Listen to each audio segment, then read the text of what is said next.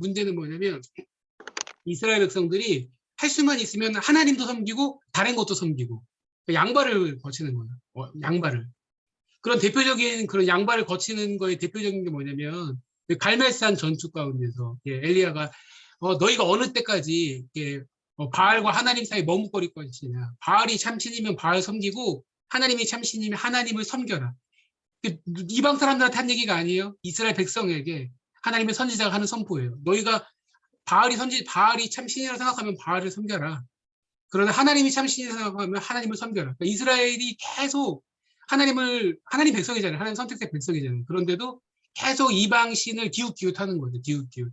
그러니까 하나님을 안 섬긴 게 아니에요. 하나님도 섬기고 다른 것도 섬기는 것. 이게 이스라엘의 실패였어요. 오늘도 마찬가지예요. 하나님을 섬기면서 다른 어떤 것을 내가 신처럼 섬기고 있다면 이게 1번에 이렇게 문제가 되는 거겠죠. 이제 우상 2번 2계명 너를 위하여 새긴 우상을 만들지 마라. 우리는 굉장히 이 개혁주의는 이거에 민감하잖아요. 그래서 뭔가 이렇게 모양을 갖추는 걸 굉장히 꺼려하는데 이게 뭐 이제 형상을 만드는 거가 이제 강조된 면이 있지만 형상뿐만 아니라 어린 아이들이 우리 아이돌 같은 우상이라고 아이돌이라고 그러잖아요. 우상인 거죠. 우상을 만들어가지고 막 거기를 섬기고 경배하고 그들의 음악을 24시간 듣고 그들의 일거수일투족을 쫓아가고 뭐 그들의 생일뿐만 아니라 그들의 뭐 모든 그들이 좋아하는 것까지 다 파악해가지고 열심히 추종하시더라고요. 정말 그들의 인기는 대단해요. 그렇고요. 이제 그다음에 세 번째 계명 너는 내 하나님 여호와의 이름을 망령되이 부르지 말라. 하나님의 이름을 망령되이 부르지 말라. 왜냐하면 하나님의 이름이라는 것은 뭐냐면 하나님 전체를 나타내는 거예요. 그러니까 요구할 때 오기를 어쩌고저쩌고 막 이렇다 그러잖아요. 오기를 이름이라는 얘기를 하면은 그 이름을 통해서 제 전체 존재를 욕하는 거예요. 그러니까 그거 가지고 욕해 그런 다시 그거 가지고 왜 기분 나빠해 라고 할 수 없는 거예요. 그 이름이 그 전체 존재를 나타내기 때문에 하나님께서 하나님의 이름을 위해 싸우십니다. 하나님의 이름을 위해서 하나님께서 일하세요.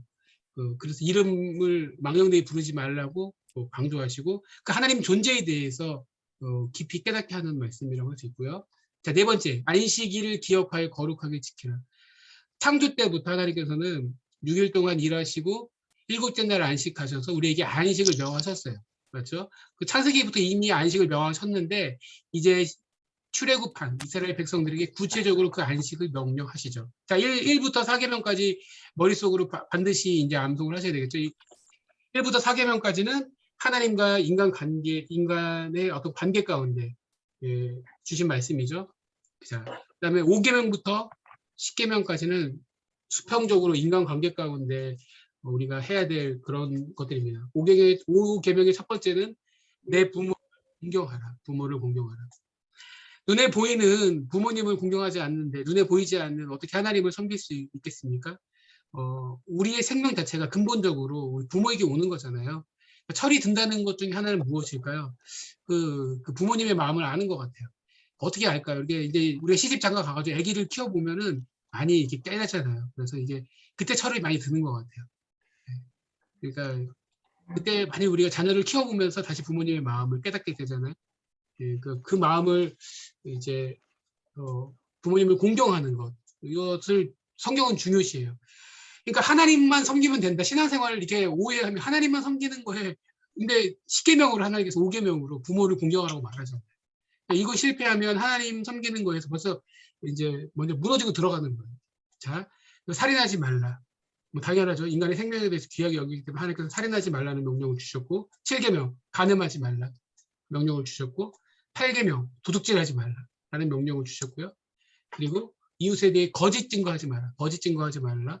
그러니까 우리 사람들에게 거짓 증명하지 말라는 거예요. 그리고 5번째, 내 이웃의 집을 탐내지 말라. 탐심에 대해서. 우리는 보면은 이게 욕심이 나잖아요. 더 커 보이고 이게 인간의 속성이에요.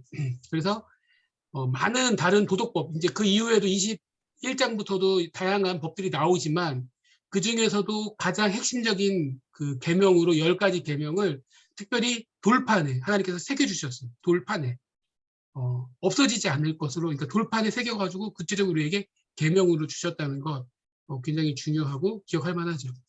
예수님께서는 이것을 그래서 십계명을 두 가지로 딱 요약하죠. 신약에서 많이 듣는 말씀이죠. 뭐죠? 두 계명으로 요약을 하는 게 하나님 사랑, 이웃 사랑. 예, 하나님 사랑, 이웃 사랑을 십계명으로 계명을 요약하는 거예요.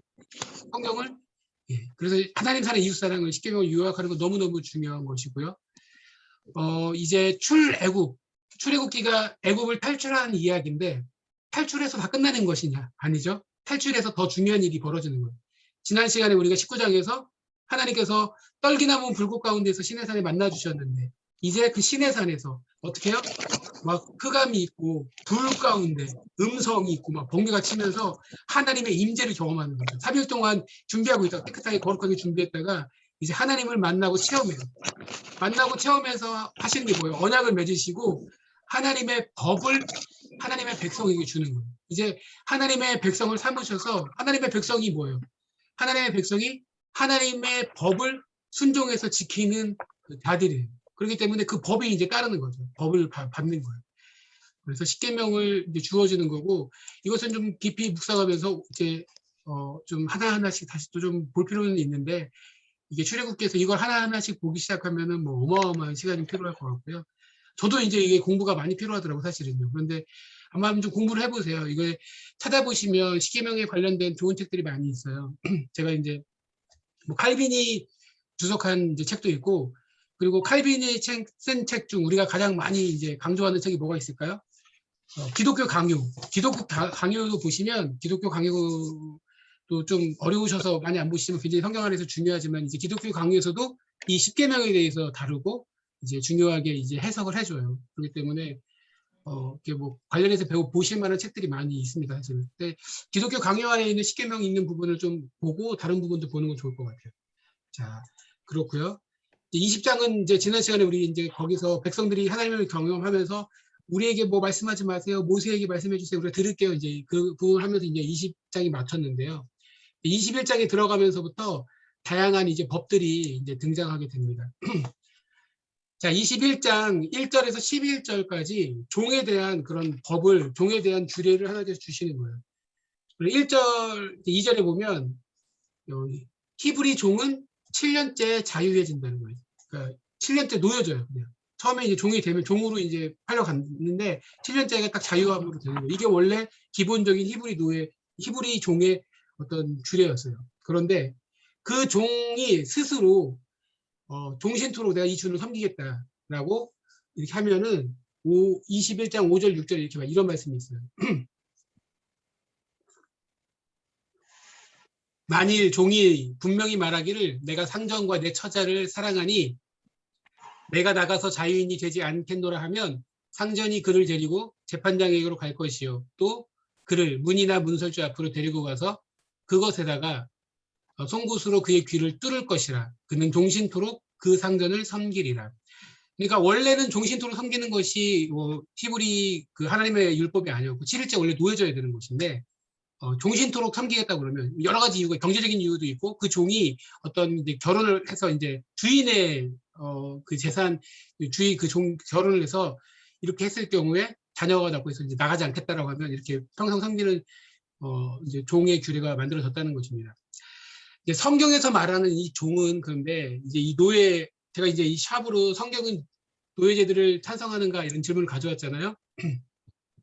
성경이 말하는 종, 노예하고 이제 일반적으로 이제 미국이나 영국이 식민지 시대 때 아프리카에서 이제 그 아프리카인들을 납치해가지고 매매했던 이런 노예 제도하고는 상당히 다르다는 것을 먼저 기억할 필요가 있어요. 왜냐하면 노예 제도 하면 우리는 굉장히 강력하게 이게 달라요. 완전 다른 거예요. 왜냐하면 예를 들어서 이제 그 뭐 16세기, 17세기 영국이나 이제 식민지 시대 때 유럽에서 했던 이런 노예 제도라는 건 뭐예요? 아프리카에 쳐들어가가지고 사람들을 그냥 잡아가지고 그리고 본국으로 와서 뭐 이제 팔아버린 거죠. 완전히 이제 팔았고 이 노예 제도는 굉장히 완전히 무슨 비인격을 넘어서 사람을 이제 굉장히 뭐랄까 험악하게 다뤘고 그래서 그 노예선에서 타고 오다가 대부분 많이 죽는다고 그랬잖아요. 많이 죽고 뭐 이렇게 됐고 굉장히 그다음에 그 나라에 와서도 굉장히 비참하게 살았었죠. 이 노예 제도가 불과 미국에서도 100년 지금도 뭐 인종 갈등이 있지만 100년 200년 전 이때까지만 해도 실제로 있었던 거고 그것이 있었는데 물론 이제 이런 노예제도가 굉장히 뭐냐까 기독교 문화가 활성화됐던 영국이라든지 미국에서 좀 많이 됐었죠. 그런데 그 노예제도를 종식시킨 것도 바로 그들이었고 바로 그들이 어떻게 그렇게 노예제도를 종식시킬 수 있었냐면 성경을 근거로 해서 종식시켰다는 것을 좀 기억할 필요는 있어요. 구약에서의 노예와 또 1세기 이제 신약 시대에서의 종이라든지 노예랑은 그 완전히 다르다는 거예요. 노예제도랑 그 이제 영국과 미국에서 했던 노예제도랑 완전히 다르다는 거예요. 예를 들어서 21장 16절 이런 말씀이 있는데 사람을 납치한 자가 그 사람을 팔았든지 자기 수하에 두었든지 그를 반드시 죽일지니라. 그러니까 성경은 납치해가지고 노예를 삼은 게 아니에요. 그리고 다른 민족을 노예를 우선 삼은 게 아니에요. 여기서 이제 노예 제도라는 건 뭐냐면 같은 히브리인인데도 경제적인 문제에 의해서 경제적인 거라든지 이런 거에서 이제 다른 가정에서 도와주고 살림을 도와주고 이렇게 되는 거예요. 그리고 1세기에 예를 들어서 그리스 로마 같은 그 그리스 로마 시대에서 노예에서도 상당한 엘리트들이 뭐 의사라든지 법률가라든지 이런 사람들도 노예처럼 가정의 어떤 집사처럼 일을 하게 돼요. 그런 노예제도 거기서도 약간 비참함이 있고 인격이 있지만 그러니까 완전 노예제도가 다르다는 걸 좀 인식할 필요가 있고요.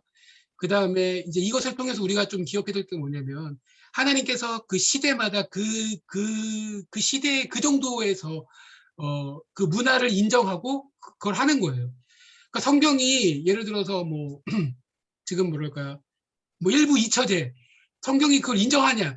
아브라함 시대 그 옛날 시대에는 아직 그런 식의 이 사고를 못했던 거예요. 그래서 그걸 하나님께서 그때 아브라함이 후초를 두는 거예요. 그 시대 가운데는. 근데 시대가 지나서 이제 이 시대 가운데는 우리가 그거를 그렇게 안 보잖아요. 그러니까 사람이 하나님께서 이 시대까지도 다 보지만 성경에는 어떤 그 큰 맥락 안에서 성경의 어떤 문화와 그 시대와 그 시대 안에서 보아야 된다는 거예요. 시대를 통해서 사람의 그런 어떤 지적인 수준과 또 어떤 문화적인 생각과 역사적인 것과 인격과 그다음에 이런 것 그다음에 인간의 권리, 인권 이런 권리라든지 이런 것들이 성경 안에서 뿌리를 계속 계속 자라간 거예요. 그렇게 생각을 해야지 이제 이거를 단편적으로 생각을 해보면 성경이 노예제도를 탄생했는가 이렇게 가면은 좀 어려워질 수 있다는 거예요. 그렇지 않다는 거고 그 안에 어떤 그 시대의 법이 있었고 그 시대의 문화가 있었다는 것을 좀 이해할 필요가 있다는 것입니다. 자, 거기가 이제 종에 대한 규례가 있었고요. 21장 12절부터 27절까지 폭행에 관한 법이 있다는 거죠. 폭행에 관한. 그래서 이제 우리 성경 안에서 굉장히 유명한 구절이 있죠. 눈에는 눈으로. 동형복수법이에요. 동형복수법. 그래서 21장 23절, 24절, 25절을 보면 이제 우리가 굉장히 중요한 구절이죠. 그런다 다른 애가 있으면 밥되 생명은 생명으로, 눈은 눈으로, 이는 이로, 손은 손으로, 발은 발로, 된 것은 된 것으로, 상하게 한 것은 상함으로, 때린 것은 때림으로 갚을지니라. 그래서 이제 하나님께서 이스라엘 백성들이 법을 주시는데 사람들이 살아야 되기 때문에 이런 어떤 분쟁이 있고 또 폭행의 문제들이 발생할 수 있기 때문에 이 법을 제정했다는 거예요. 근데 이제 이 눈에는 눈으로라는 이 법이 좀 오해를 살 수 있는데 이게 복수의 당위성을 암시한다고 오해할 수 있다는 거예요. 복수하라고 복수가 당연한 거라고 이렇게 암시할 수 있는데 그렇지 않다는 거예요. 복수하라고 주신 말씀이 아니고 하지만 사실은 형벌의 절제를 호소하는 것이다. 형벌의 절제를. 왜냐하면 사람들은 내가 당한 것보다 더 갚아주려는 복수심이 있는데 이것을 막는 게 바로 이게 눈은 눈으로라는 거예요. 우리가 누가 날 눈을 쳤어요. 눈이 내가 상했어. 그러면 내가 눈만 상해요? 그 사람을 죽여야 되겠다 그러지. 이게 보통 사람들의 원리잖아요. 그런데 그 넘어서서 복수하지 않도록 한계를 정하신 거예요. 그러니까 복수를 정당한 것이 아니라 그 한계를 정한 것이다. 그래서 우리의 복수를 막는 것이다라고 이제 이해할 필요가 있습니다. 그러니까 어떤 이제 이런 성경 안에 있는 이런 이제 폭행하는 법이라든지 이런 법들을 보면서 그 원리들을 이제 좀 이해할 필요가 있어요. 오늘날 이 시대는 눈에는 눈으로 해서 우리 똑같이 안 하잖아요. 이제 우리는 이제 우리 눈 뺐다고 해서 우리가 가서 우리가 스스로 눈을 빼지는 않잖아요. 우리 재판소 가잖아요. 그러니까 이제 성경이 그 성경 시대에 주셨던 그 말씀, 그 원리를 좀 이해할 필요가 있다는 거예요. 그걸 문자대로 지금 이 시대에 그대로 적용되는 법이 아니라는 거죠. 자, 이런 법들이요. 출애굽기 21장 28절에 36절에 보면은 임자의 책임에 대한 것이 있는데, 예를 들어서 이제 소가 다른 소를 들이받는 거예요. 그러면 35절에 이런 말씀이 있는데, 소가 다른 소를 받아 죽이면 살아있는 소를 팔아 그 값을 반으로 나누고 죽은 소도 그 값을 반으로 나누라는 거예요. 그러니까 경제적인 어떤 이 분쟁이 있을 때 이것을 해결하는 어떤 원칙과 원리를 보여주는 거예요.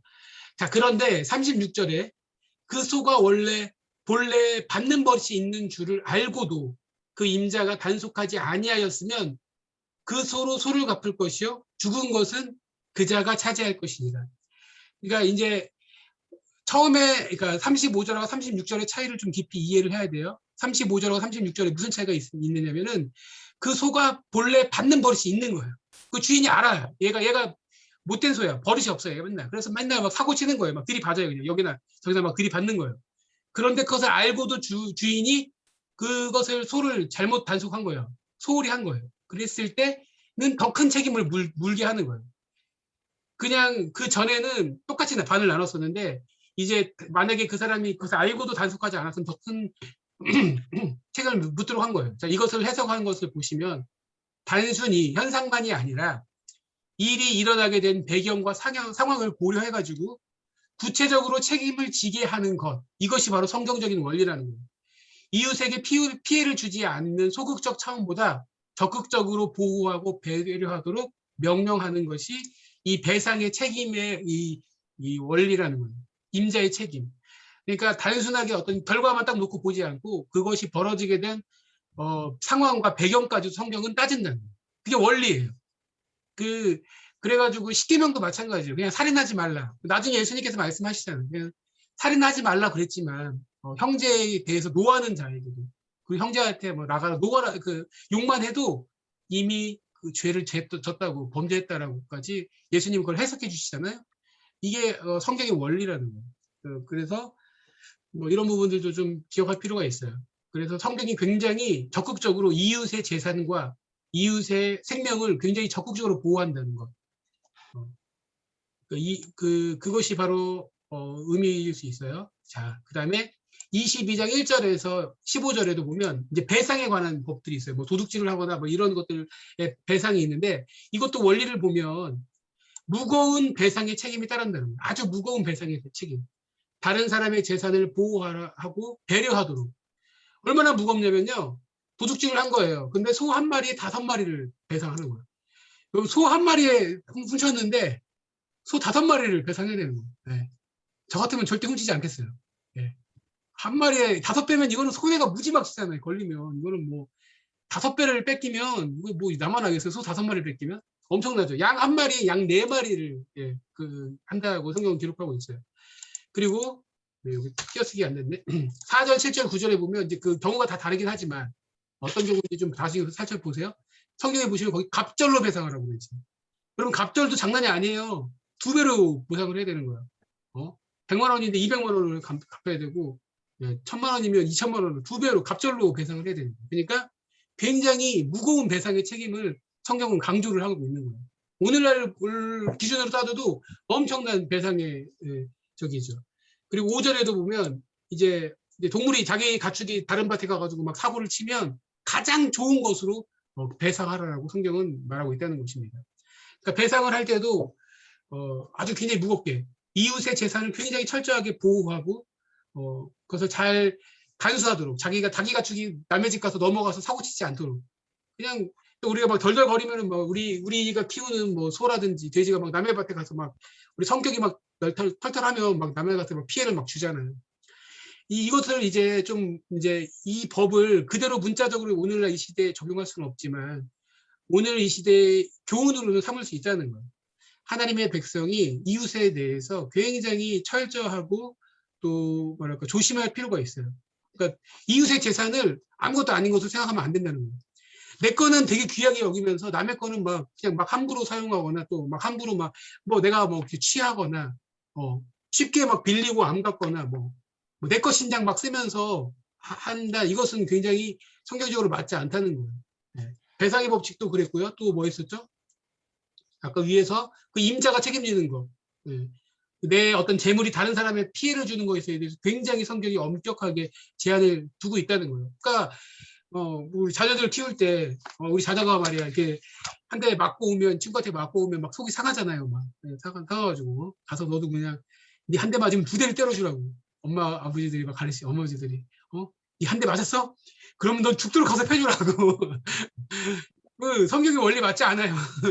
마음으로는 막 그렇게 하고 싶지만 복수하고 싶지만 그러니까 다른 사람 그러니까 혹시나 내 자녀가 맞고 오면 오히려 반대로 내 자녀가 다른 사람을 어렵게 하지는 않을 것인지 또 내가 다른 사람에게 피해를 주고 있는 것은 아닌지 나를 돌아보고 또 그렇게 생각해야 될 부분이 있는 거예요. 그래서 이것을 좀 깊이 묵상하면 우리가 이웃에 대해서도 어떻게 해야 될지도 좀 교훈을 삼을 수 있을 것이라고 봅니다. 그러면서 이제 다양한 도덕 법칙이 22장 16절부터 23장 9절까지 나와요. 뭐 다양한 뭐 이제 고아라든지 뭐 과부에게 어떻게 행하라. 그다음에 나그네에게 어떻게 행하라. 재판장에게 어떻게 행하라.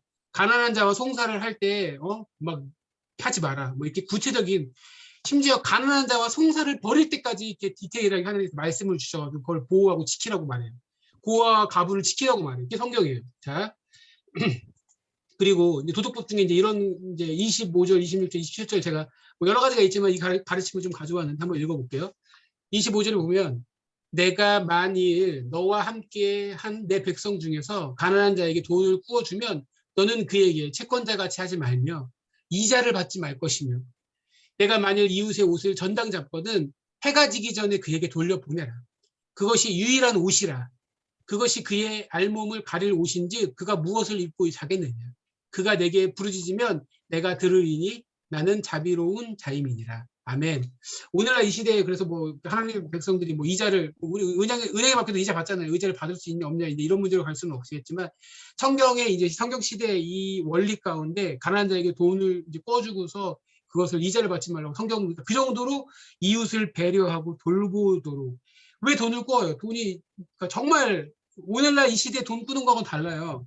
오늘날 이 시대는 대기업이 훨씬 돈을 많이 꾸거든요. 돈을 많이 얘는 엄청나요. 몇백 프로 돈을 꿔가지고 그 돈 가지고 이제 사업을 해가지고 투자를 해가지고 돈을 엄청나게 벌죠. 그러니까 오늘날 빚을 내는 거는 가난해가지고 빚 내는 경우도 있지만 많은 경우에는 어떤 이제 뭐 사업이라든지 오히려 그렇게 해서 빚을 내니까 좀 제가 볼 때 성경 시대랑은 좀 다르다고 저는 보고요. 우선은 그런데 성경에서 말하는 이 원리 중에 중요한 원리는 뭐냐면 그렇게 가난한 사람들을 돌보고 그 사람들을 어렵게 하지 말라가 굉장히 강조점이에요. 옷을 전당을 잡혔어요. 그런데 해가 지기 전에 돌려주라는 거예요. 왜냐면 옷이라는 건 굉장히 큰 재산이에요. 재산. 그러니까 지금 이 시대에는 우리가 옷장에 입을 옷이 없지만 막 수없이 그러니까 입을 옷은 없지만 입지 못할 옷이 수없이 집안에 많잖아요. 우리 그러니까 입지 못할 옷이 수없이 많죠. 입으려고 하면 옷이 없는데 안 입을 옷은 많죠. 그래서 사실 뭐 우리가 한 뭐 3년이나 5년 동안 안 입었던 옷은 절대 안 입거든요. 그냥 여러분 그거 버리세요. 그거 옷장에 있는 거 3년 내지 5년 동안 안 입었다. 그러면 버리세요. 왜냐면 다시 입을 일이 없어요. 작아서 못 입고 유행해서 지나서 못 입고 뭔가 거기에 뭐 무슨 다크가 망가졌든 아니면 뭐 이렇게 티가 있든지 뭐 그래서 못 먹고 그러니까 그런 거 버리세요. 근데 우리 너무 지금 풍족하니까 그런 건데 그 이제 특별히 구약 시대는 더하고요. 예수님 시대에서도 겉옷을 달라 한 속옷을 주고 이게 어마어마한 거예요. 이 옷이 엄청난 재산이었거든요.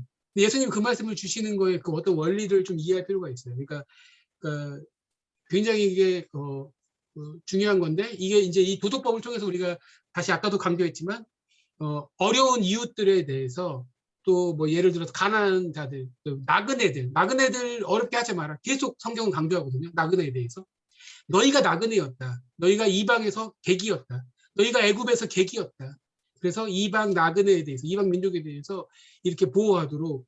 그러니까 성경에 뭐 가서 이제 가나안 땅 가서 막 이제 다 진멸하는 명령이 있으니까 뭐 다 이웃을 죽이고 이렇게 생각할 수 있는데 아니에요. 기본적인 성경의 원리인데 거기서 진멸하는 그 내용의 이유가 있는 거예요. 거기는 이제 우상과 하나님을 떠난 어떤 법과 어떤 심판의 의미가 있는 것이지 기본적으로 나그네와 이방 사람들을 핍박하고 압제하려는 것이 하나님의 가르침이 절대 아니에요.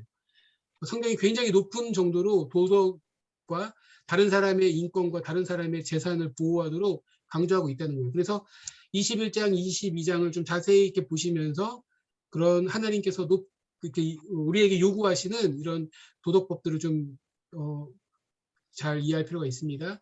23장 10절에서 13절까지는 안식년과 인식일이 아니라 안식일에 관한 법이 기록되어 있고요.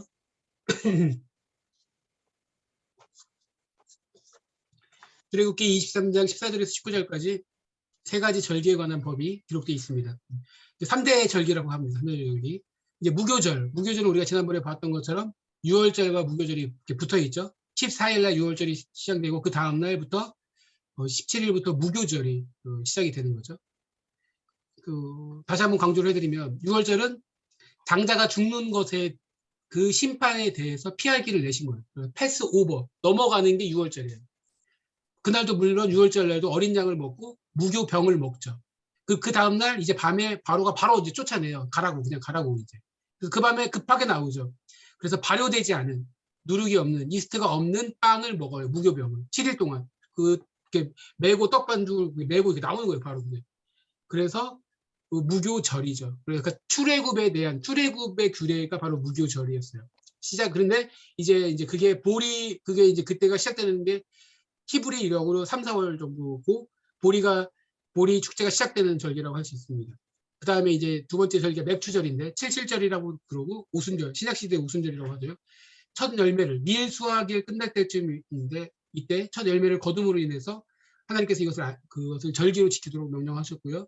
수장절, 연말에 밭에서 거두는 것을 저장하는 절기가 바로 수장절의 장막절이라고 하고 반복해서 성경에 나옵니다. 그래서 3대 절기, 이것이 바로 이제 나중에 이제 예루살렘 성전에 가가지고 유대인들이 이제 절기를 지켜야 될 그 3대 절기 중에 대한 규례가 처음으로 나온 것입니다. 23장 20절에 33절까지 명령과 약속을 다시 한번 하나님께서 일러주세요. 그래서 23장 20절에 보면 내가 사자를 내 앞서 보내어 길에서 너를 보호하여 너를 내가 예비한 곳에 이르게 하리니 하나님께서 약속해 주세요.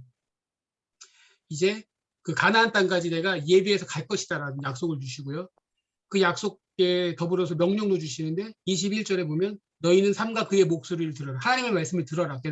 계속 반복해서 말씀을 주세요. 그러면 너희가 하나님의 말씀을 들으면 너희 가운데 그런 어떤 어려움도 없고 그 가나안 땅에서 풍성하게 살 것이다. 뭐 질병 없게 뭐 이런 약속들을 여러 가지 명령과 약속들을 내용들을 주세요. 그리고 나서 24장 1절에서 11절까지 시내산 언령이라고 이제 그러죠. 이때 특이점은 이제 처음에 이제 모세만 올라갔었는데 하나님께서 여기서 이제 그 모세와 아론과 나답과 아비후는 아론의 자녀들이죠. 나답과 아비후. 계속 또 반복해서 나올 거니까요. 그리고 이스라엘 장로 70인이 함께 여호와의 산에 올라서 멀리서 경배합니다. 그리고요, 이 3절에 보면 모세가 와서 여호와의 말씀과 그의 모든 윤례를 백성에게 전하매 그들이 한 소리로 응답하여 이르되 여호와께서 말씀하신 모든 것을 준행하리이다. 그러니까 기본적으로는 원리는 모세가 여호와의 산에 올라가 하나님의 말씀을 듣고 내려와서 백성에게 전해주고 그러면 백성들이 우리가 준행하겠다라고 이렇게 고백하죠. 근데 이제 여기서 특이한 건 뭐냐면 이제 그 장로, 그러니까 아론과 아론의 아들들 나답과 아비후와 장로 70인이 함께 올라가서 가까이까지 가서 물론 이제 모세가 더 나아가죠. 그런 표현이 앞에 나와 있어요. 어느 정도까지만 같이 올라가고 모세가 더 나아가 하나님의 말씀을 받고 오는 거죠. 아마 증인들로 이렇게 삼은 것 같아요.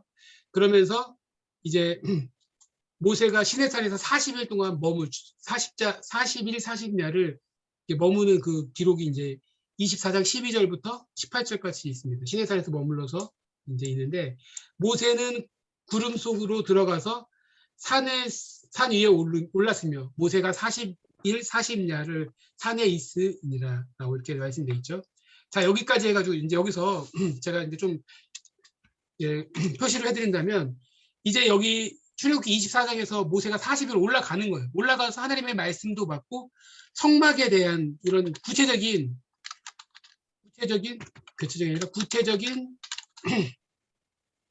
뭐라고 할까요? 설계도 하게 돼요. 그런데 어디까지 봤냐면 출애굽기 31장까지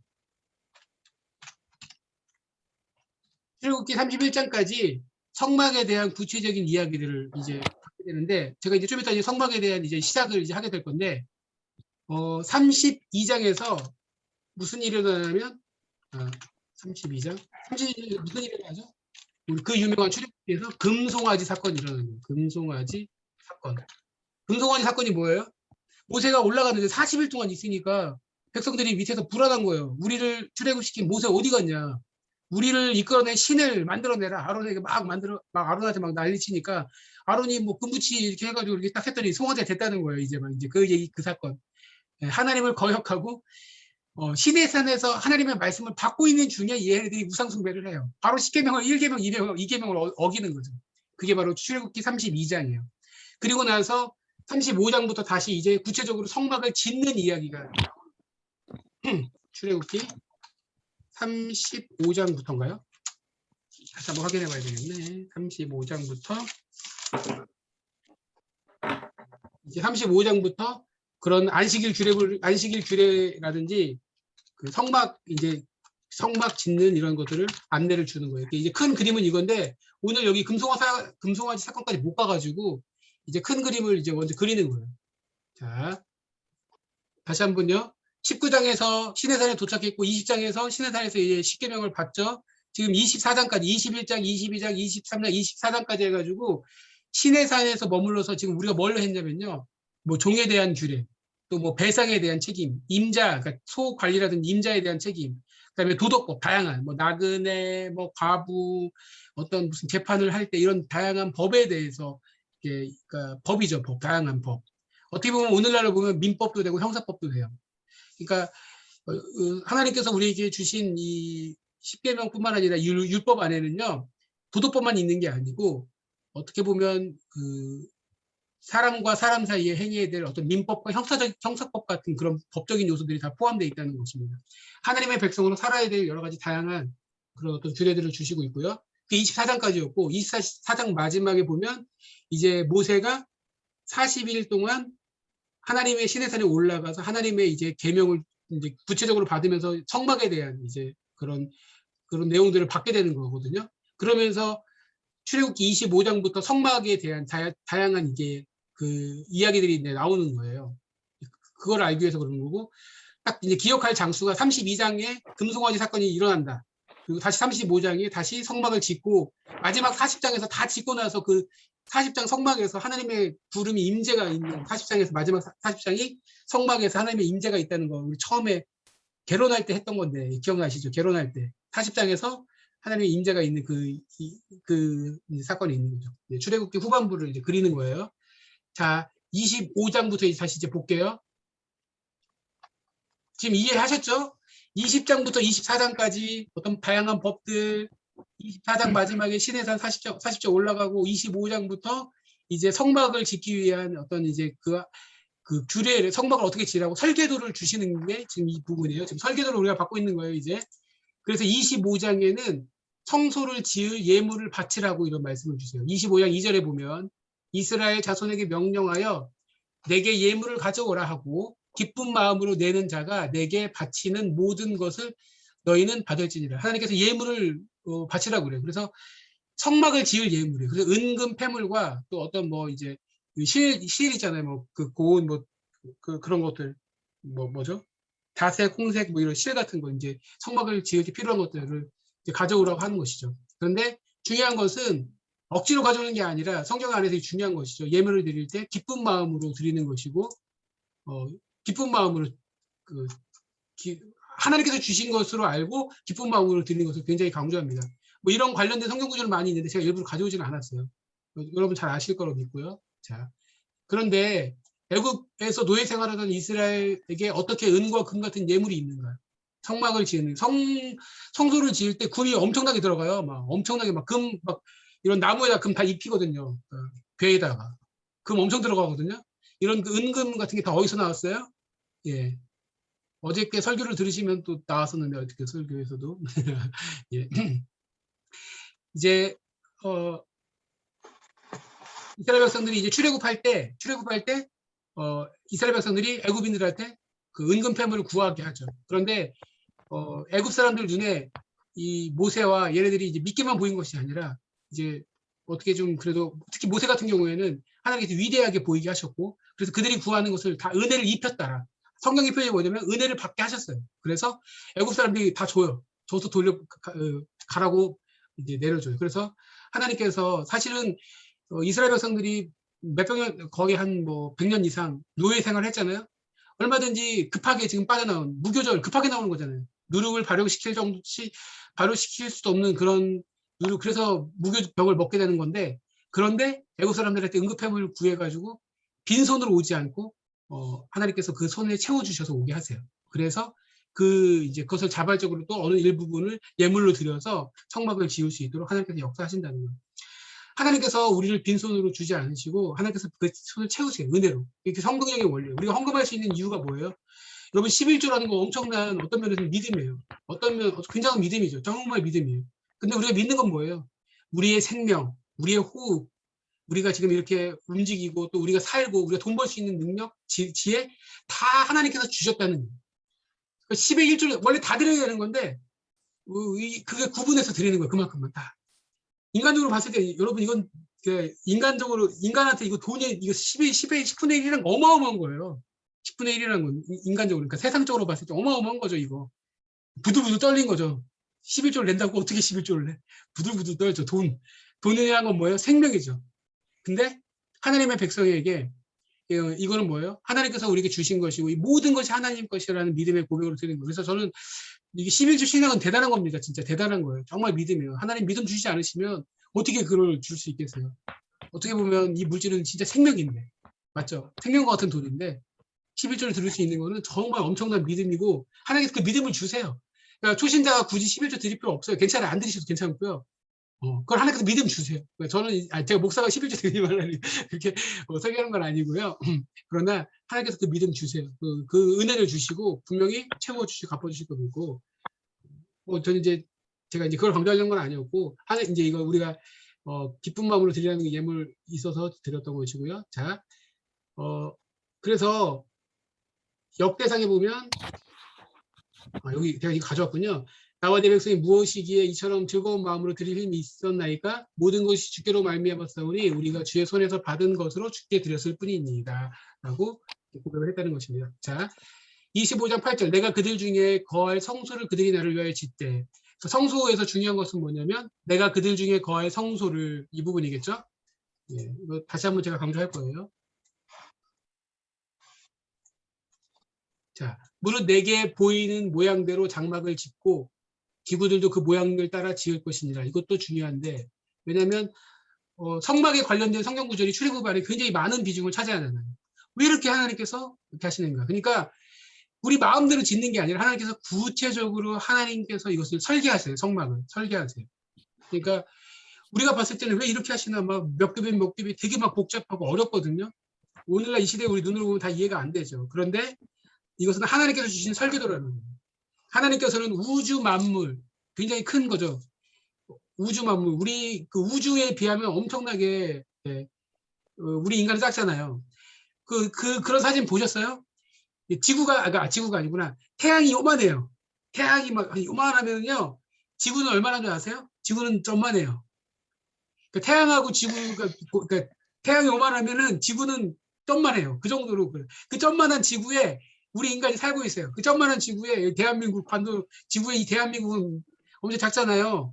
그 중에 그 서울도 아니고 그 경기도 일산 동구 지금 거기 살고 있거든요. 우리가 하나님께서 그 큰 우주 태양계 엄청난 우주를 설계하셨고요. 뿐만 아니라 하나님께서 작은 성막 이 성막까지도 하나님 거하실 처소를 그 원리 가운데 지으셨어요. 제가 알라딘 갔더니 유명한 책은 아닌데 이 책이 있더라고요. 책 제목이 보이실지 모르겠는데 보니까 이분이 이거 뭐 사라는 것도 아니고 그냥 제목이 저는 좀 좋아서 예수님의 이름 이야기로 가득한 성막의 신비. 예수님의 이야기로 가득한 성막의 신비. 제목이 참 좋죠? 이 누가 쓰셨냐면 정성진 목사님이 쓰셨어요. 정성진 목사님 아시죠? 우리 여기 일산에 우리 어디죠? 교회 이름이 거룩한 빛 광성교회 담임 목사님이셨던 우리 지금 이제 은퇴하셨죠? 그 목사님이 쓰셨는데 예수님의 이야기로 가득한 성막 이야기. 이제 이 책 뭐 유명한 책은 아니었는데 제가 알라딘 갔는데 이제 제가 출애굽기를 하고 있으니까 눈에 띄더라고요. 그래서 이제 찾아서 오늘 받고 좀 다 보진 않았고 이제 부분 제가 오늘 좀 몇 가지 가져온 부분을 인용을 했는데 그러니까 성막을 괜히 준 게 아니에요. 당연한 거고 뭐 우리가 잘 아는 거고 기본적으로는요. 그래서 그 성막에 있는 많은 어떤 원리들이 신학 안에 성경적으로 영적으로 우리에게 주시는 교훈들이 있고 예수님을 예표하는 그런 많은 그림들이 있다는 거예요. 그걸 이제 크게 알면 되고 이제 하나씩 조금씩 뭐 다는 모르겠는데 조금씩은 일부는 볼 수 있을 것 같아요. 자, 먼저 자, 성막을 왜 지어야 하는가? 이 부분도 이 책에 있었는데요.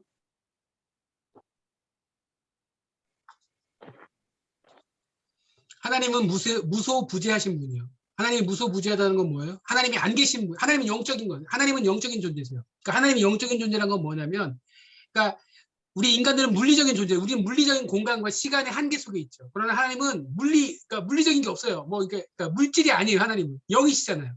그러니까 하나님은 어떤 공간이라든지 이런 제약이 없으세요. 시간의 제약이 없어요. 하나님은 공간과 시간을 만드신 분이에요. 인간적인. 그러니까 우리 개념으로 인간의 개념으로 이해하기가 엄청 어려워. 하나님을 이해하기가.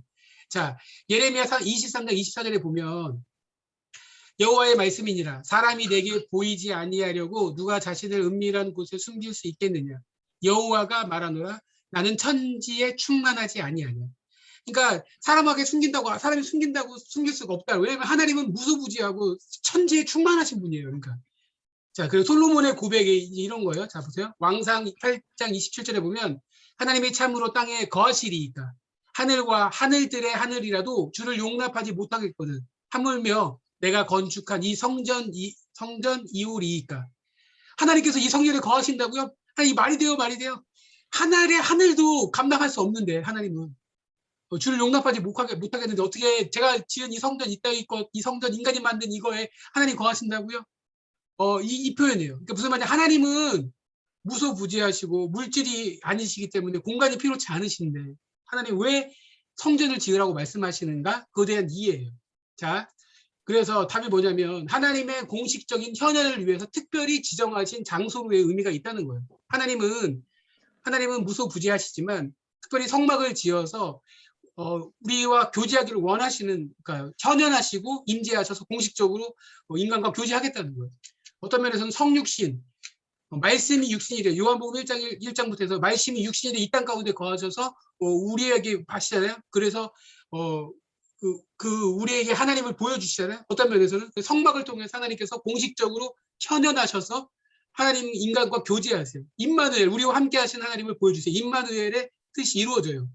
물론 임마누엘 예수님에 대한 이름인데 그 성막을 통해서 임마누엘 하나님께서 현현하시고 특별한 장소를 지정하시는 거예요. 그래서 25장 8절 다시 한번 보면 내가 그들 중에 거할 성소라고 표현하셔요.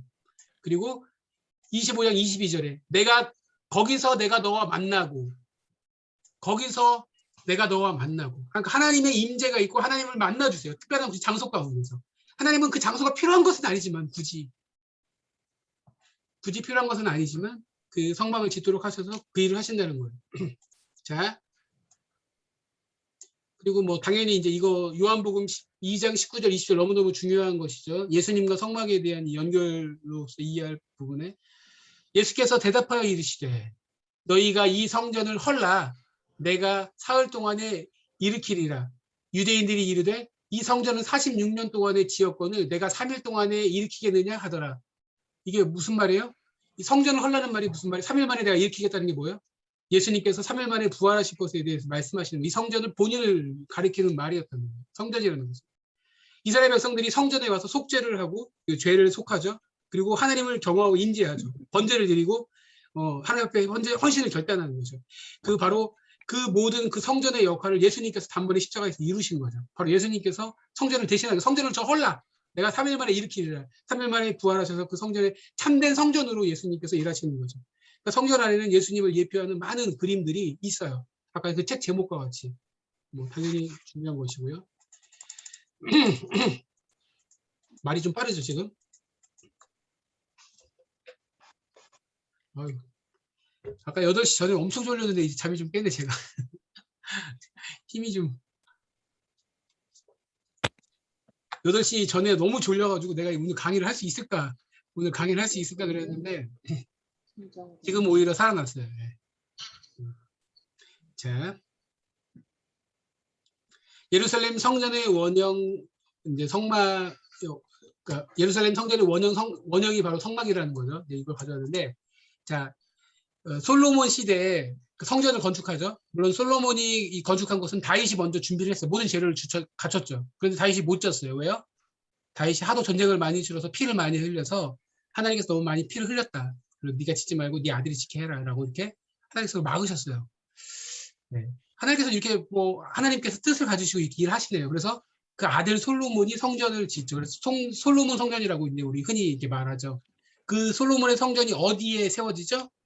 예, 모리아 산 연결되죠. 모리아 산이 창세기 22장 하나님께서 아브라함이 이삭 바치라고 했을 때 아브라함이 모리아 산에 가서 이삭 바치려고 했던 것이고 그것이 나중에 이제 오르날의 타작마당이었고 이제 모리아 산이죠. 그게 예루살렘 성전이에요. 예루살렘 성전의 시초예요.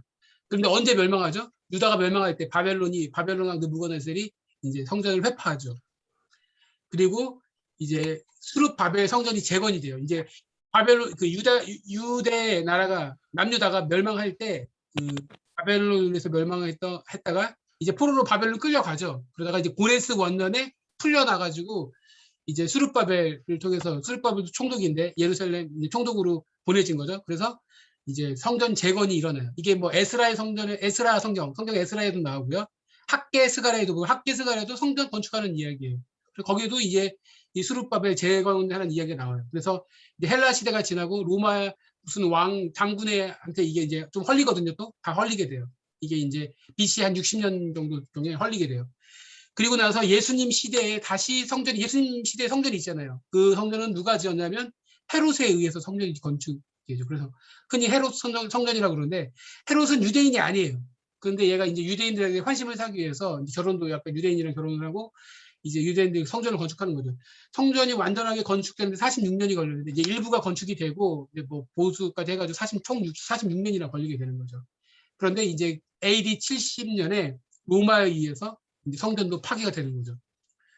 이 예루살렘 성전의 원형이 바로 오늘 이 모세에게 주신 하나님의 성막이에요. 성막.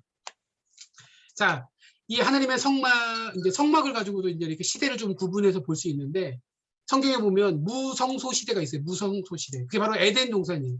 하나님께서 에덴 동산에 임재하셔서 에덴에서 누구예요? 아담과 하와와 직접적으로 교제하셨어요. 뭐 어떻게 대화를 했는지 모르겠는데 교제를 하셨어요. 에덴 동산에서. 근데 죄로 말미암아서 에덴에서 쫓겨나죠. 그러면서 이제 가인과 아벨은 이제 제단을 쌓고 하나님께 예배해요. 그게 제단 성소 시대예요. 아직 성막은 없지만 제단을 쌓는 거예요. 노아와 아브라함과 이삭, 야곱 다 제단을 쌓아요. 단을 쌓아요. 하나님께 예배하죠. 그게 이제 제단 성소 시대라고 할 수 있고요. 그 다음에 이제 성막 시대가 되는 거죠. 오늘 바로 지금 이 출애굽기 25장에서 성막을 이제 지으라는 명령이 있고 35장부터 성막을 이제 짓는 이야기가 있어요. 성막의 시대가 되고 다윗까지 성전이 건축되기는 다윗까지 성막 시대를 보내게 되는 거죠. 성막은 텐트예요. 그래서 졌다 풀렸다. 이 성막의 기구들을 누가 움직이죠? 레위인들이 다 들어요. 분배해가지고 들을 수 있어가지고 계속 이동하면서 세우고 성막을 중심으로 40년 동안 광야 40년 동안 이동할 때 성막을 중심으로 해서 텐트를 치고 그 주변으로 사방으로 백성들이 진을 치는 거예요. 성막을 중심으로 성막 시대고요. 그 성경도 그 이제 다윗 시대까지는 이게 다 성막 시대고 성막을 중심으로 움직이게 돼요. 그다음에 이제 성전 시대가 되는 거죠. 성전은 시대는 아까 말했던 것처럼 솔로몬 성전, 그다음에 수룹바벨, 그다음에 헤롯 성전 시대가 있는 것이고, 그다음에 성전을 헐라 3일 만에 일으키기 예수님 말씀과 같이 보이지 않는 성전, 예수 그리스도의 성도들이죠. 우리는 이제 보이지 않는 성전이고 또 고린도전서 3장 16절 이렇게 말하고 있죠. 너희가 하나님의 성전인 것과 하나님의 성령이 너희 안에 거하시는 것을 알지 못하는 것. 너무너무 중요한 구절이죠. 너희가 하나님의 성전인 것과 하나님의 성령이 너희 안에 거하시는 것을 알지 못하는 것. 예. 바로 우리 안에 이제 성전이 되는 하나님의 성령이 임하는 하나님의 성령 임해서 인치셔가지고 우리를 하나님의 백성 삼으세요. 이제 율법을 이 돌에다가 새겨주셨는데 이제 그 하나님의 우리 심령 가운데 신비 가운데 새기셔가지고 하나님의 언약을 새기셔가지고 하나님의 백성 삼으세요. 그리고 우리 심령 안에 성령이 내주하셔가지고 하나님의 자녀로 인치세요. 성령께서 계셔가지고 하나님을 알고 하나님을 예배하고 하나님과 관계하도록 한다는 것입니다. 성막의 큰 그림들 좀 봤고요. 자, 출애굽기 25장 10절에서 22절까지 증거궤에 관련된 이야기가 나오는데요. 증거궤가 흔히 무슨 이제 법궤라고도 하고 언약궤라고도 하고 뭐 주 여호와의 궤라고도 하고요. 영화 보면 10개라는 영화 보면 그 법계 막 나오잖아요. 좀 다 소설 같은 얘기들이지만 아무튼 증거인데 영어로 더 아크 오브 더 테스트모니. 테스트모니가 계명인데 계명. 그러니까 성경을 뉴 테스트모니라고 뭐그뉴 테스트먼트라고 하고 테스트모니 증거인데 계명인데 10계명을 넣어놓는 게 그 언약계를 넘은 거에 대해서 그 어원이 나온 거예요. 증거의 돌판인 10계명을 넣어 두었던 괴라는 것에서 이름이 붙여진 거예요. 테스트모니. 그래서 25장 16절에 보면 내가 내게 줄 증거판을 괴 속에 둘지며 그러니까 그 괴 속에 넣는 거예요. 그게 증거계예요. 그다음에 증거계는 이제 성막을 지으면 성수 안에서도 지성수 그 휘장으로 가려져 있는 지성수 안에 있었죠. 그 증거계 안에 뭐가 있냐면 10계명 두 돌판이 있는 거죠. 10계명 두 돌판이 있고 아론의 쌍난 지팡이가 있고 만나 항아리야? 왜 항리가 있어? 항아리가 되지? 자, 항아리가 기록되어 있습니다. 히브리서 9장 4절 5절에 보면 그런 표현들이 있습니다. 자, 그러면서 25장 10절에서 21절까지 속죄소라는 표현이 나오거든요. 속죄소. 이게 언약계 위에 있는 뚜껑이에요. 뚜껑. 그러니까 언약계에 있는 뚜껑이 속죄소인데 증거궤를 덮는 덮개라고 할 수 있어요. 그래서 25장 21절에 보면 속죄소를 궤 위에 얹고 궤가 언약궤고요. 언약궤가 있고 언약궤 위에 뚜껑이 있는 게 속죄소예요. 그 뚜껑 위에 이렇게 그룹이라고 해서 천사가 날개를 펴고 있는 그룹 같은 게 있는 거예요. 이게 언약궤예요. 그다음에 그리고 이제 이 속죄소 거기서 내가 너와 만나고 속죄소 위에 증거궤 그 위에 있는 두 그룹 사이에서 내가 이스라엘 자손을 위하여 내게 명령할 모든 일을 내게 이르리라. 아멘. 돼 있고요. 이제 구약에 보면 대속죄일이라는 얘기, 대속죄일이라는 게 있는데 대속죄일 제사장이 그러니까 한 날, 1년에 한 번 그 휘장 안으로 들어가서 지성소 안으로 들어가게 되죠. 그때 속죄를 하게 되는데 레위기서 16장 15절에 보면 또 백성을 위하여 속죄제 염소를 잡아 그 피를 가지고 휘장 안에 들어가서 그 수송아지 피로 행함같이 그 피로 행하여 속죄소 위와 속죄소 앞에 뿌릴지니라. 이 속죄소가 뭐냐면 언약궤 위에 있는 뚜껑이 속죄소인데 거기에 피를 뿌려가지고 그 속죄를 하는 거예요. 그게 이제 레위기서 16장이 이제 그 속죄일에 대한 규례가 다 나와 있거든요. 이것도 성경 안에서 굉장히 중요하고 영적으로도 중요한 의미가 있기 때문에 기억할 필요가 있습니다. 그러니까 우리가 흔히 그냥 언약궤라고 알고 있는데 이 언약궤와 속죄소가 용어가 약간 구분되어 있다는 걸 좀 기억할 필요가 있어요. 네. 우리는 그냥 다 언약궤잖아요. 법궤잖아요. 근데 언약궤와 속죄소 오늘의 좀 이걸 좀 기억할 필요가 있어요. 성경을 좀 자세히 읽어보면 이게 좀 차이가 있다는 거예요. 뭐라고요? 속죄소. 언약궤 뚜껑이 속죄소, 뚜껑이 덮다는 거예요. 이 성경에서 덮다는 게 굉장히 중요한 의미가 있어요. 덮다는 거. 예, 왜냐면 또 뒤에도 나오는데 이 덮다는 게 굉장히 중요합니다. 자, 그렇고요. 이제 그 성막 안에 들어갈 기구들 중에 진설병을 두는 상이야. 떡상이라고 해요. 떡상을 만들어내는 거죠. 자, 떡상의 그 규례가 출애굽기 25장 23절부터 30절까지 있는데 진설병은 백성들의 필요를 채워준 하나님의 공급을 상징한다. 하나님께서 만나의 매출하기를 먹이시죠. 그래서 그런 어떤 하나님의 공급을 상징해요.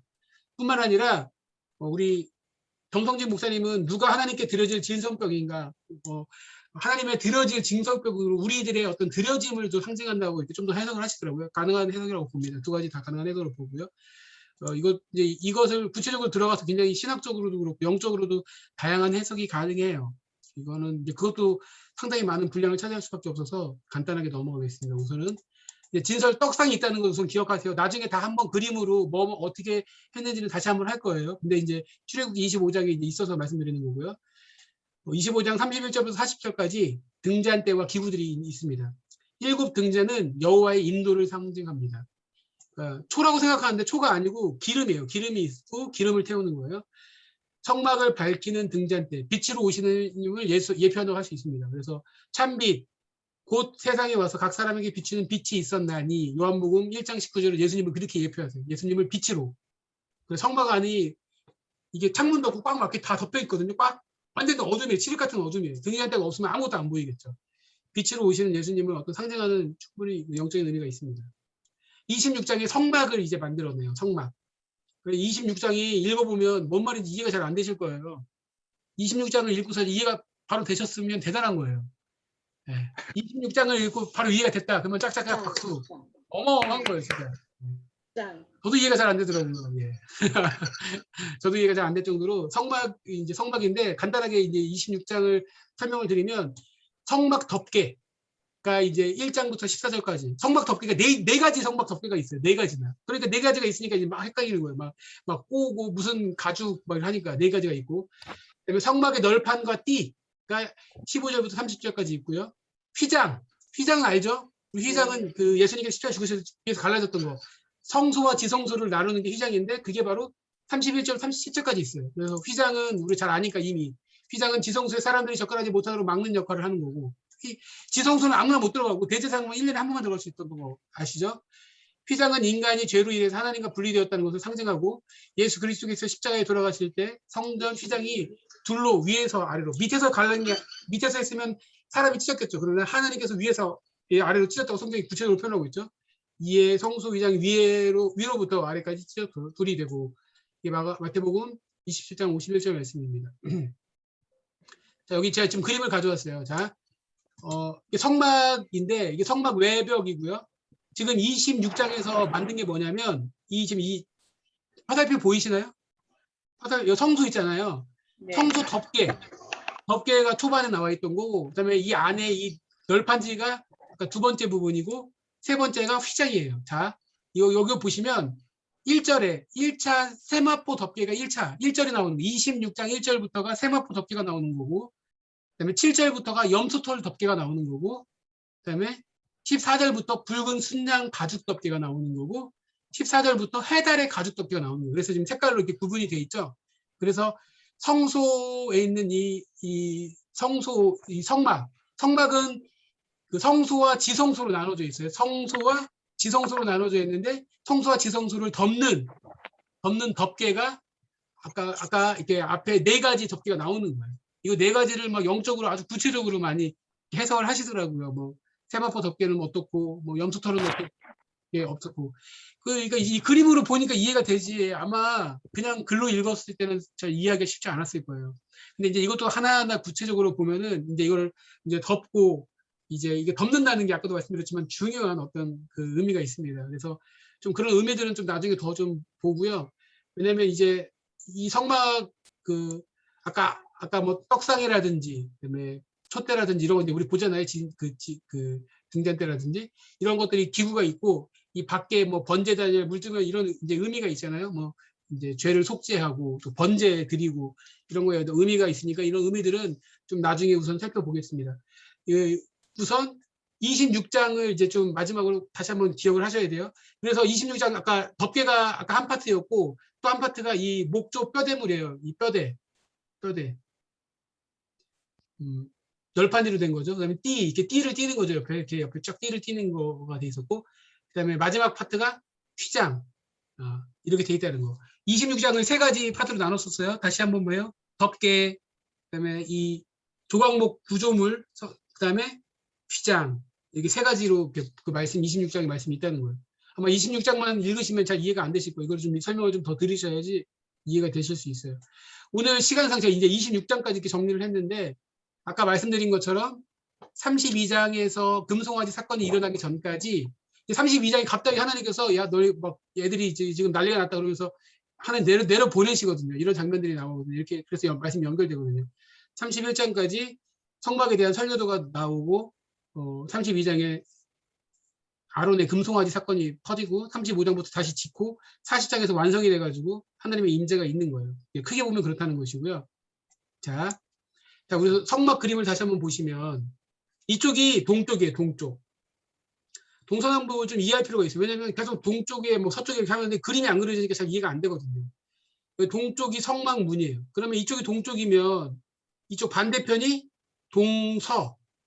우리는 항상 이게 이쪽 위쪽이 북이잖아요. 우리는 북 하니까 이쪽이 동쪽이 돼야 돼요. 그러니까 헷갈리거든요. 이쪽이 동쪽, 이쪽이 서쪽, 이쪽이 북쪽, 이쪽이 남쪽 이렇게 되는 거예요. 그 다음에 성소 방향도 마찬가지고 이쪽이 동쪽, 성소도 마찬가지겠죠. 동쪽, 이쪽이 서쪽, 북쪽, 북쪽이니까 이쪽은 남쪽. 그래서 아까 뭐 별판지 같은 경우에 북쪽에 20개, 이쪽에 20개 기억나세요? 26장 읽은 거 보시면 이쪽에 20개, 이쪽에 20개가 그거예요. 이쪽에 10개, 이쪽에 10개 뭐 이렇게 예, 그 말씀이 그림을 그리지 않으면 잘 이해가 안 돼요. 그래가지고 좀 성막이 어려울 수 있어요. 예, 우선 크게 여기까지만 우선 하고 제가 다음 주에 좀 더 성막을 구체적으로 좀 더 그려가지고 장수 페이지하고 좀 설명을 좀 드려가지고 영적인 의미도 좀 더 고민하면서 말씀을 나누도록 하겠습니다. 예, 다음 주에 아무튼 이제 마지막 시간으로 하겠습니다. 다음 주에 마지막 시간으로 하고요. 다음 주에 다음 주가 며칠이에요? 4월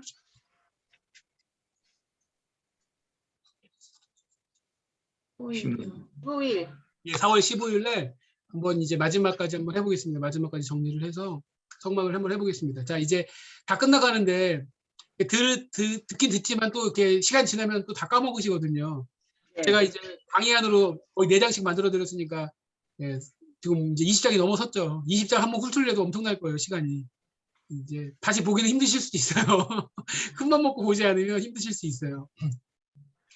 근데 이제 그래도 이왕 하시는 김에 출애굽기를 좀 한번 해보세요. 할 수 있을 때까지 반복해서 한번 읽어보시고 아니면 노트에다 한번 써보세요. 그래서 1장 뭐였었지, 2장 뭐였었지, 3장 뭐였었지 써보세요. 성경책이랑 같이 이렇게 써보세요. 그렇게 해서 자기가 메모해서 읽으면 훨씬 더 이해가 되실 거예요. 더 좋으실 거예요. 예, 그렇고요. 뭐 다른 저기는 없고 질문 같은 거 혹시 있으시면 당연히 질문 없으실 거라고 믿지만 하고 싶으시면 나중에 질문을 올려주시고요.